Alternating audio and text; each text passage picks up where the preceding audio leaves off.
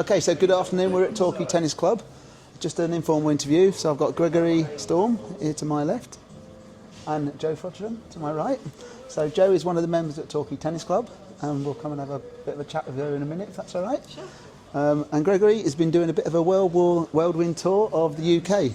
So you've been Scotland. And Scotland, yeah, part of the UK. Scotland's part of the UK. That's right. Yeah. So yeah, you've been up to, just tell everyone where you've been, what you've been doing. Oh wow, yeah. So got in last week and two over about 6 master classes. I guess you call it master classes here, right? Yeah. 6 or 7 master classes. One more in Taunton tomorrow.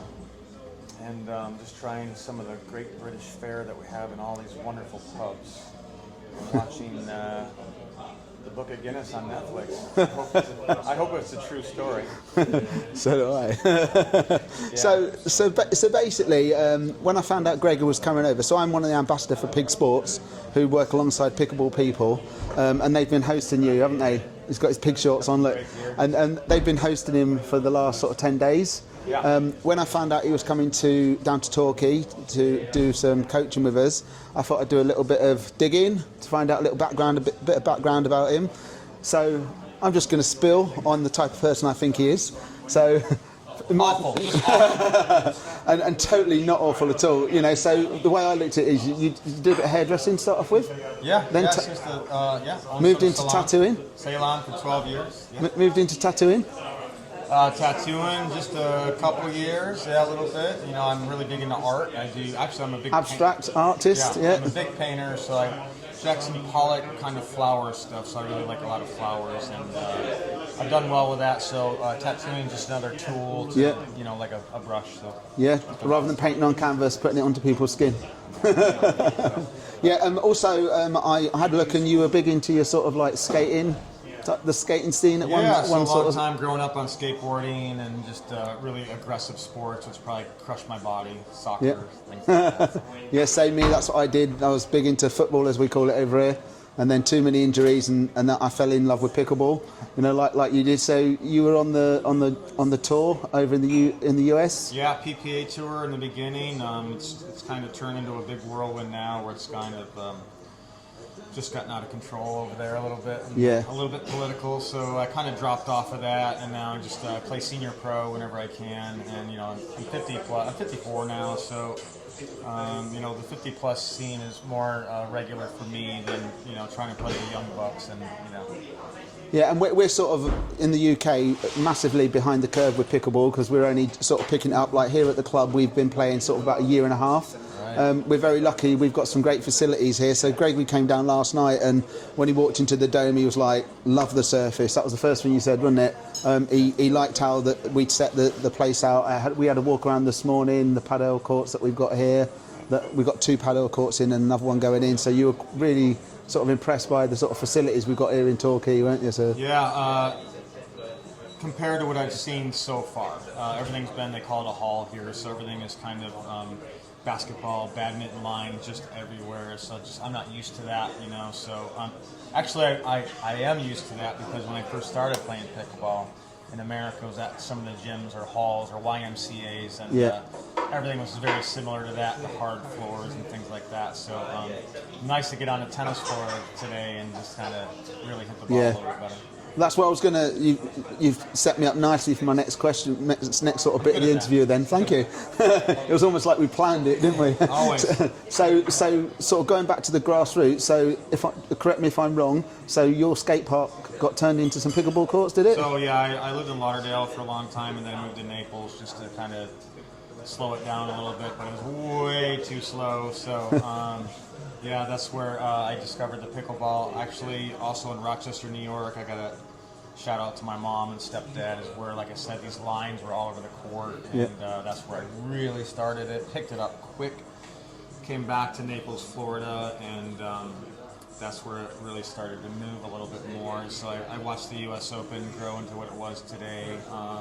It was a skate park, a roller hockey outdoor rink, and then it became 12 courts, and now it's 56 now, I believe. So, wow. Yeah, I grew up, I guess I'm an OG, 13 years now, so it's a long time, I guess, in pickleball. Crazy. Crazy. So again, when I was looking into you, I found out that you were the CEO and founder of R.A.W. Yeah. R.A.W. Pickleball, so rain and win. Some paddles here. So again, strangely, I was doing some of the coaching sessions here, and I noticed some of our players had some of your paddles. Not that I don't talk to them anyway, so I went and had a chat with them. Joe was one of the players that had one of the paddles, and I mentioned to Joe that you was coming down.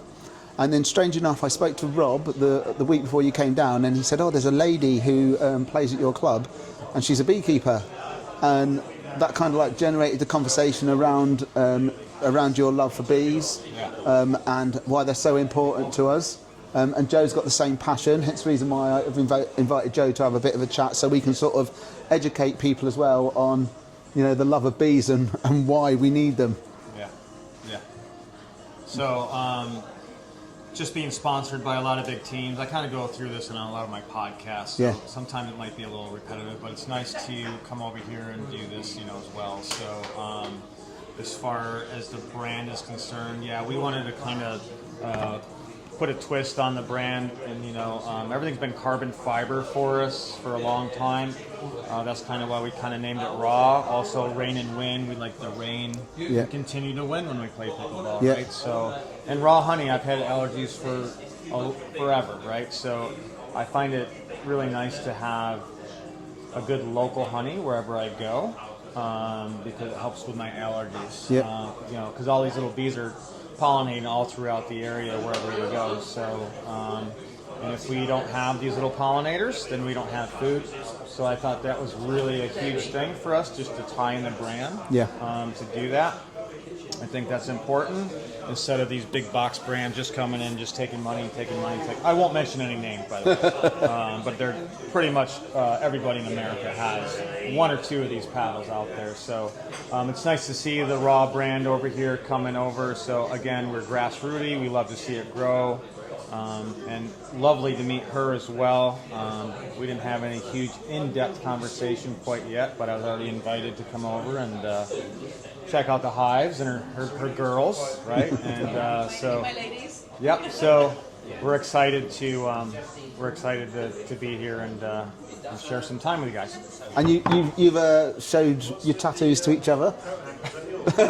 So Joe's got one on her forearm. Mine's tough. Well, I've got one on here. It's etched. Bee's knees. The bee's knees. There it is. The bee's knees. This is actually a robotic bee. I was in a National Geographic reading on these robotic bees that they've created that actually help other bee populations pollinate and do different things the way they work. So it's very interesting. I know it's out there.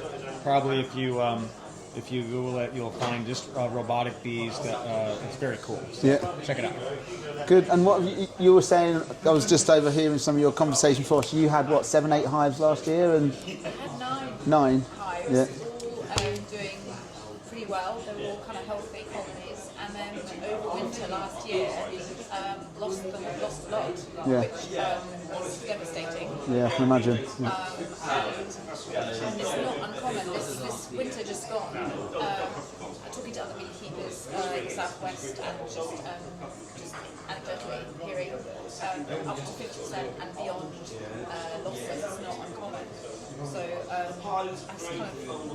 an awful thing to happen, and you don't always know why the honey has died. Yeah. So you know if it's starvation because there are no stores in the hive. And as a beekeeper, if you harvest the honey from your colony and then they die of starvation, that is kind of the ultimate sin. You've really But yours was because of the weather, wasn't it, that you lost yours? Well, was it a wet winter? It was partly varroa, which is this endemic little parasite that we have all over the UK now. Okay. It only came over to the UK kind of in the 80s. We didn't have it before. Right. And it's a vector of disease, and so viruses and so on are passed on colonies via this little parasite. So if they have a high varroa load, it means that they're immunocompromised, so they're kind of weakened, and they're more likely to be susceptible to to viruses, but also we had a really, really wet autumn and spring.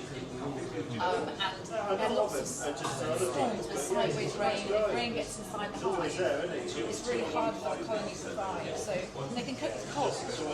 They can keep the queen warm, and they can they form a cluster and they keep themselves warm. But they find it really hard to dehydrate the hive if it gets damp inside. So that could be terminal. But I now have 2 colonies. I was pulled up today to swarm in the spring. So happily I collected that swarm from in a tree near me in timber. And that colony came back to my apiary and it was really getting well established, doing really well. So I divided it into 2, so I now have 2 colonies. Oh, great. So I'm hoping to go back up to 9 or 10 next year. Yeah, and so I'll just quickly show you how naive I am about stuff. So I just wanted to actually talk about just the decimation there. I did find we've got a new software besides Duper that we really like called Bair, BAIR.com. It's really good, Pickleball. But anyways, we went and studied their software, and I'm involved with them now, which is really cool. And that was in Amsterdam, New York. On doing that, again, I searched out a local bee farmer. It ended up being a massive bee farmer. He's got 6,000 hives. So they're big producers. He's 6th generation. Anyways, long story short, we got a tour of his plant, and also I wanted to find out what he thought about, the decimation of the bee population. And what he kind of mentioned and talked about was that from California, 60% loss of the honeybee population is due to a new strain of a mite. And is that the same thing that you're talking about? Quite likely, I don't know for sure. But so what's happened is a lot of the pesticides that these farmers use on their crops and things, almonds is the big one. These mites have become like super mites, super strong mites, and that's what's kind of been infecting the hives. So the mite is stronger than the old mite, so it's like a super mite because of the pesticides. They wind them off that now they're strong mites, and they've come in and they've been stronger to go after the bees. So I thought that was pretty sad, but I just want to mention that. No, it's important. It's educating people. I've learnt loads today, and it's been really good. What I will say is, when I looked at your paddles, I thought it was a bit of a marketing gimmick, and I'll just say that because I thought the honeycomb was because of the core. Okay, but then today, when I've looked at your paddles, so you've got a drone. So a drone is a male bee. This one is called Crimson Idol. Crimson. Really not much to do with bees. The hive, but we have an excluder. We have a hive. Yep. So everything's bee related.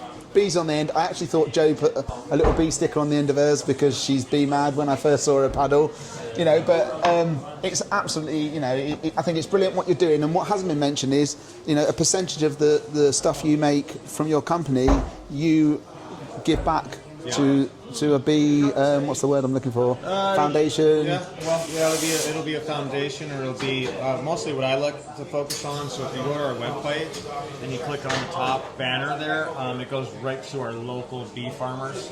Our local bee farmers are Noble Nectar Apiaries. We lost our bees in a hurricane last year. We lost their bees. But now they're rebuilding. What they do is they do extraction. They'll go to your house and they'll extract the bees. Same thing. They'll take the swarm and they'll relocate the bees into their own hives or what have you. A lot of people think it's free, but it's not, because it takes a lot of work for them to go in, and their Instagram is really cool because they show they go into all kinds of facilities and you name it, wherever it's at, and there's massive bees just everywhere, and they'll extract these bees. But she delivers her honey door to door like old milkman. Wow. So she has a monthly subscription, which will come out in her car, and you recycle your old glass bottle for the month, and she'll give you a new bottle.